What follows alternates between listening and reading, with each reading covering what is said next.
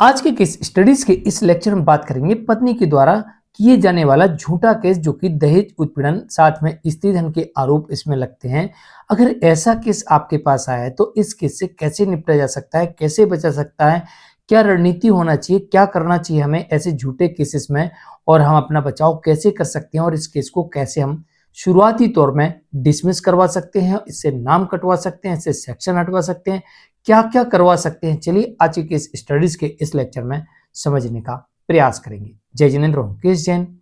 Video को like और share कर दीजिए और इस तरह के जजमेंट्स पाने के लिए जिसमें लगभग आपको 200 जजमेंट्स मिलते हैं या अन्य किसी जानकारी के लिए दिए गए नंबर पर आप हमें संपर्क कर सकते हैं। दरअसल जो इस तरह के मामले आते हैं इन मामलों में काफी सावधानी और सतर्कता बरतनी होती है और पति को अपनी तरफ से प्रॉपर पक्ष रखना होता है, अन्यथा ऐसा मामला पति और उसके परिवार वालों के विरुद्ध और रिश्तेदारों के विरुद्ध जो आता है ये दर्ज भी होता है और इसमें आपको कोर्ट केस का ट्रायल भी पूरा फेस करना पड़ सकता है। लेकिन अगर आप थोड़ी सतर्कता बरतते हैं तो इससे नाम कट सकते हैं या पूरा केस डिसमिस हो सकता है या शुरुआती दौर में ही ऐसे केसेस को डिसमिस कराया जा सकता है। तो इसके लिए आपको क्या करना है, सबसे पहले आपको अपने ऊपर लगे हुए आरोपों के सबूत मांगने हैं।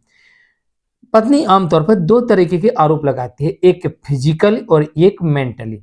अगर मेंटली आरोप लगाए हैं तो आपको परिस्थितियों के आधार पर उसे सिद्ध करना होगा कि वाइफ झूठ बोल रही है, झूठे आरोप लगा रही है। अगर फिजिकली है तो आपको उसके सबूत मांगना होंगे कि हमने वही कब मारा, कब पीटा, कब आपको ऐसा दुर्व्यवहार किया, कब आपको घर से बाहर निकाल दिया। कई बार ऐसा देखने को मिलता है कि सब कुछ छीन लिया और एक जोड़ी कपड़े में घर से बाहर निकाल दिया। तो कब निकाला, किसके सामने निकाला, और जब निकाला तो उस वक्त आपने कंप्लेंट क्यों नहीं की।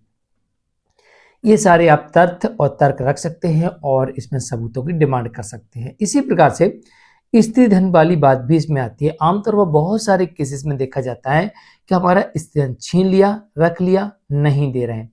इस पर भी आप सवाल खड़े कर सकते हैं, कब छीना, किसके सामने छीना, कब दिया आपने मुझे, इसकी जानकारी दीजिए। तो आप स्त्री धन के बारे में भी सवाल कर सकते हैं। और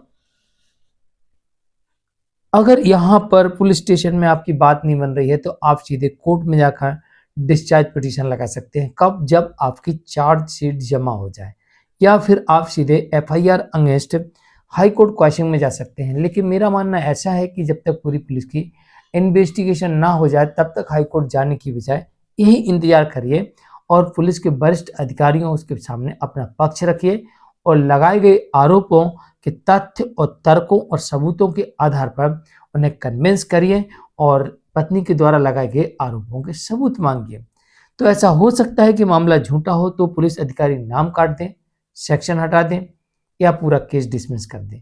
और अगर आपका मामला पूरी जांच के बाद कोर्ट पहुंचता है तो कोर्ट में आप पहुंचने के बाद ही आप डिस्चार्ज पिटीशन फाइल कर सकते हैं और एक बार कोर्ट फिर से पूरे मैटर को एनालिसिस कर लेगी।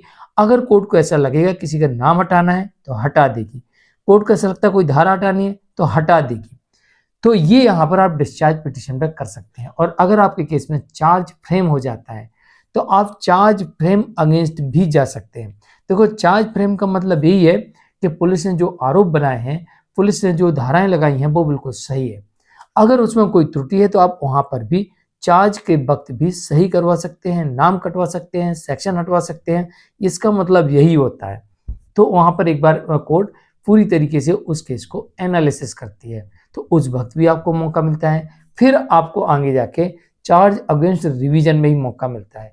इसके बाद फिर आप सीधे हाई कोर्ट क्वेश्चन में भी जा सकते हैं। अगर आपको ऐसा लगता है कि मामला झूठा है या बिल्कुल झूठा है और आप उसे झूठा साबित कर सकते हैं या फिर लगाए गए आरोपों के वाइफ के पास में कोई सबूत नहीं है, तो फिर आपके पास में अपॉर्चुनिटी होती है कि आप री इन्वेस्टिगेशन या डिस्चार्ज पिटीशन रिवीजन फेस कर सकते हैं और इसके बाद में आप हाई कोर्ट भी जा सकते हैं। तो ये आपके पास में सारे विकल्प मौजूद होते हैं जिनसे आप झूठे केसेस को डिसमिस करवा सकते हैं, नाम कटवा सकते हैं, सेक्शन हटवा सकते हैं। तो मैं हूं केस जैन, आज के लिए इतना ही। नमस्कार।